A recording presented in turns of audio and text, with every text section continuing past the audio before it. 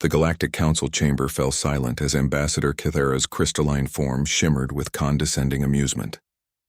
The insectoid delegate from the Hive Collective clicked its mandibles in what passed for laughter among its species, while the energy beings of the Nexus Consortium pulsed with barely contained mirth. "You cannot be serious." Kythera's voice resonated through the chamber's translation matrix. "Earth wishes to demonstrate primitive tools? In a technological showcase designed to determine worthiness for advanced trade agreements?" Marcus Chen, Earth's chief representative, stood calmly at the presentation podium. Behind him, a simple wooden table held what appeared to be the most unremarkable collection of items the galaxy had ever seen. A hammer, a wrench, a screwdriver, pliers, and a few other basic hand tools that had barely changed in design for centuries. "I am quite serious," Marcus replied, his voice steady despite the ripples of alien laughter echoing through the chamber. "These tools represent something your civilization seemed to have forgotten in your rush toward technological complexity." The Zephyrian trade minister, its gaseous form swirling with skeptical patterns, spoke next. "Human, we have matter converters that can reshape molecular structures with thought alone. The collective can construct megastructures by coordinating billions of biomechanical units. The consortium exists as pure energy, capable of manipulating space-time itself. What could your metal sticks possibly offer?" Marcus smiled and picked up the hammer, a simple claw hammer with a steel head and worn wooden handle. "This tool is approximately 50,000 years old in its basic design. It predates our civilization's discovery of agriculture, writing, or even the wheel." He held it up, letting the chamber's lights catch the polished steel head. "In your databases, you'll find that humanity is classified as technologically primitive because we still use physical tools. Our ships are crude metal constructs compared to your biomechanical vessels or energy matrices. Our computers are silicon-based rather than quantum crystalline or bioneural.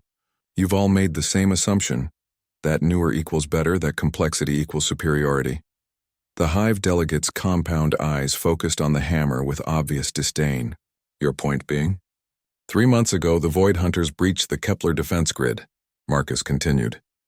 "Your most advanced civilizations watched in horror as creatures from dark space, entities that feed on energy and consume complex matter, swept through the outer colonies. Every time you deployed your sophisticated weapons, the Hunters absorbed the energy. Every time you sent your biomechanical or crystalline ships, they were consumed or corrupted." Uncomfortable silence settled over the chamber. The Void Hunter incursion had been a nightmare for the galaxy's advanced civilizations. The creatures seemed to grow stronger when faced with high technology, turning sophisticated weapons against their creators and corrupting advanced systems with their presence. "The Nexus Consortium lost their entire Fourth Fleet," Marcus said quietly. "Pure energy beings extinguished in moments. The Hive's bioships were turned into breeding grounds for something worse than hunters. The Zephyrian matter converters began converting their own atmosphere into toxic waste."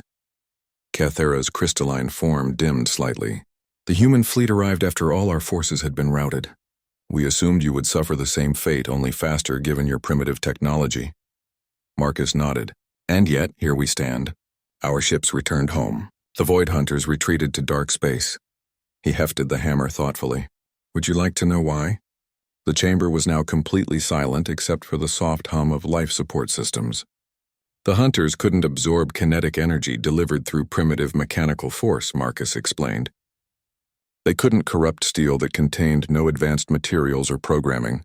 They couldn't turn our simple projectile weapons against us because there was nothing complex enough to subvert." He gestured to the collection of tools. "When the Hunters swarmed our ships, our crew didn't rely on energy weapons or nanoconstructors. Chief Petty Officer Sarah Kim used a wrench, this wrench, to manually seal a hull breach while Hunters poured through it. She beat them back with 3 pounds of steel and 500,000 years of human engineering intuition." The Zephyrian minister's gaseous form stilled. "Impossible. The Hunters phase through solid matter." "Not when that matter is moving fast enough," Marcus replied. "Sergeant Torres discovered that a hammer swung with sufficient force could disrupt their molecular cohesion. The Hunters had evolved to counter energy weapons, biotech, and advanced materials. They had no defense against a chunk of steel accelerated by human muscle and guided by human determination." He set the hammer down gently. By the end of the engagement, our crews were jury-rigging mechanical solutions to every problem. Pulleys and levers to operate ship systems when the computers failed. Manual valves when automated systems were compromised. And yes, hammers and wrenches as weapons when everything else proved useless. The collective's delegate spoke for the first time, its voice a harmony of clicking and buzzing. Your primitive tools succeeded where our advancement failed? Not primitive, Marcus corrected. Perfected. These tools represent 50 millennia of human refinement. Every angle, every weight distribution, every design choice has been tested across thousands of generations. They are simple because complexity has been stripped away, leaving only what works. He picked up the screwdriver. This tool will function in vacuum, in extreme heat or cold, in electromagnetic fields that would fry your quantum processors. It requires no power source, no maintenance beyond basic care, and can be operated by anyone with opposable thumbs and a basic understanding of mechanical advantage. Kethara's form brightened as understanding dawned. Reliability through simplicity. Exactly. Your civilizations have built incredible tools that work perfectly under ideal conditions. We've built tools that work adequately under any conditions. Marcus gestured to the assembled aliens. When the universe throws something unexpected at us, something our computers can't calculate, or our energy weapons can't affect, we fall back on 50,000 years of human engineering experience. The Hive delegate leaned forward. And this approach extends beyond tools? Marcus nodded. Our ships use mechanical backup systems for every critical function. Our weapons include kinetic options alongside energy systems. Our thinking includes intuitive problem-solving alongside analytical processing. We've never forgotten that sometimes the elegant solution is wrong, and the crude solution is right. He placed his hand on the hammer's handle. Your databases classify us as primitive because we still use these tools. But we prefer the term comprehensively prepared. When the Void Hunters return, and they will return, you can count on humanity to be ready with whatever works, whether it's quantum entanglement or a well-swung hammer. The chamber remained silent for a long moment before Kethara spoke. Perhaps the trade agreement should include provisions for technology exchange in both directions. Marcus smiled and picked up the hammer one more time.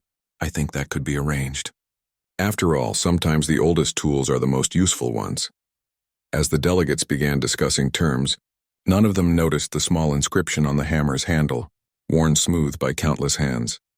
In case of emergency, break physics. Outside the station's windows, Earth's fleet waited patiently in formation, ships of steel and determination, crewed by beings who understood that complexity was a luxury, but simplicity was survival.